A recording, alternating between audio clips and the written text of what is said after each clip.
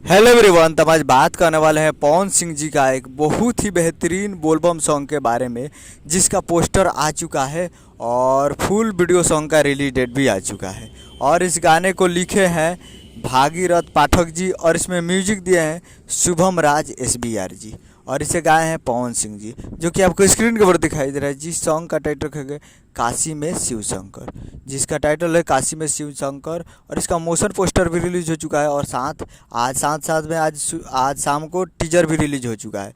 तो आप लोग अभी तक इसका मोशन पोस्टर और टीजर नहीं देखे हैं तो आप लोग जाइए और जाकर देखिए। और full video song releasing on 9 अगस्त को सुबह 7 बजे फुल वीडियो सॉन्ग को रिलीज़ किया जाएगा।